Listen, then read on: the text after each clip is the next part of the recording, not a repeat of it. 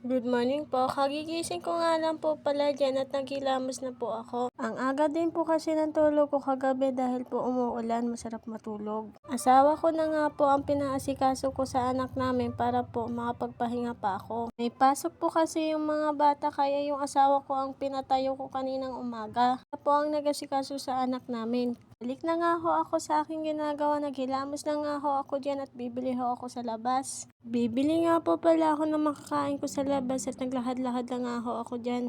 Hindi naman po gaano kalayo ang tindahan dito kaya madali lang ho ako bumili. Palabas na nga po ako dyan para bumili. Bibili ako sa tindahan.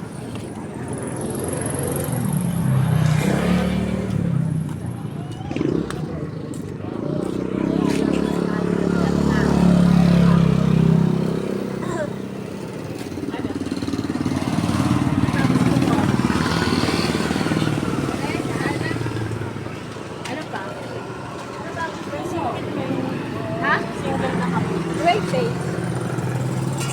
Okay lang? Tinatanong po pala ako ng tindahan dyan kung ayun na lang po ba yung bibilihin ko. Patingin nga po pala ako sa may kalsada dahil nakita ko po yung asawa ng mama ko. Nang matapos ko nga po bilihin yung binibili ko ay agad na ho ako umuwi para makapag-almusal kasi nagugutom na ako.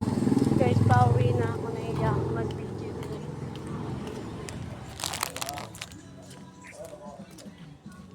Mahihain kasi ako.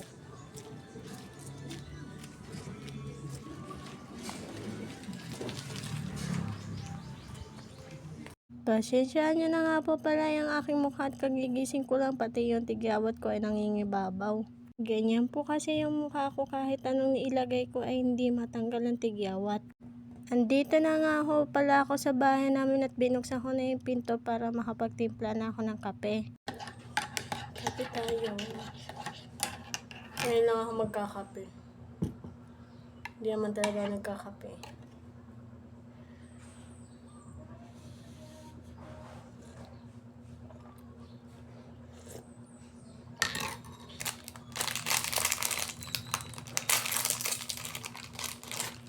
Ito yung almusal ko.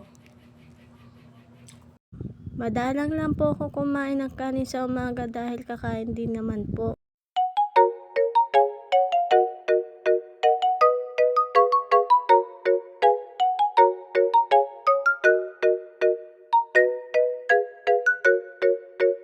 Nung matapos ko nga po pala kainin yung biskwit ay nagkape na ho ako. Napakainit nga po ng kape niyan kaya hinihipan ko. Babaeng to parang hindi halatang hindi nagkakape. Nung matapos po ako magkape ay dumaretso po ako dito sa lababo at nakikita ko po yung hugasin ng tambak. Huhugasan ko nga po pala itong mga plato na to dahil nung gabi ay hindi ko po nahugasan dahil antok na ako. Binanlawan ko po muna yung mga plato dahil marami pong kanin-kanin. Nung nabanlawan ko na nga po yung mga baso, kutsara at plato, nagsabon na nga po ako para matanggal yung lansa. Inuna ko na nga po pala yung mga baso dyan at sinunod ko na nga ho yung mga kutsara at tinidor. Hindi naman po talaga ako naghuhugas ng plato kundi yung asawa at anak ko lang. Ewan ko ba, tamad na tamad ako maghugas ng plato. Pero pag nakikita ko naman po tambak ang hugasin ay doon na ako naghuhugas. Pipilitan na nga lang ako maghugas ng plato dahil ayoko makitang makalat.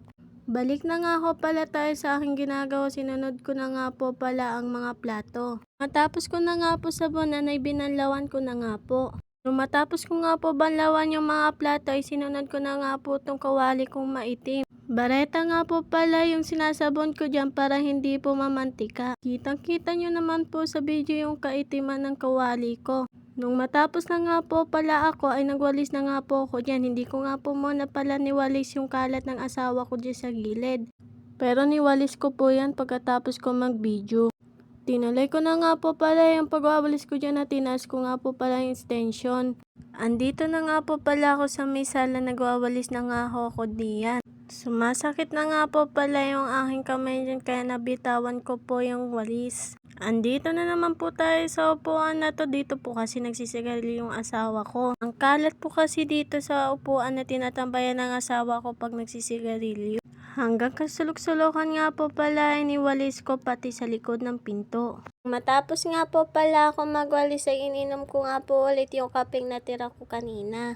Tinitiklop ko nga po pala yung mga damit na puti ng anak ko. Nilabahan ko nga po pala yung kahapon at ngayon ko lang po tiniklop. Sinapian na naman nga po ako ng katamaran kahapon kaya ngayon ko lang natiklop yan. Palagi nga po pala ako tinatamad sa gawain bahay. Ewan ko nga po kung bakit ako tinatamad. Gusto ko nga lang ho ay matulog at kumain ng kumain. Lagi po akong inaasa ng asawa ko na mataba na po ako, nababoy na ako. Hindi na daw po kasi ako katulad ng dati na payat ako. Sabi ko nga po pala sa asawa ko yun na nga lang ho yung kaligayahan ko at huwag niya na nga ako pigilan. Lapit na nga po ako matapos yan at sinunod ko naman po tong shirt ng anak ko. Hanggang dito na nga lang po yung aking video at maraming salamat po sa panonood.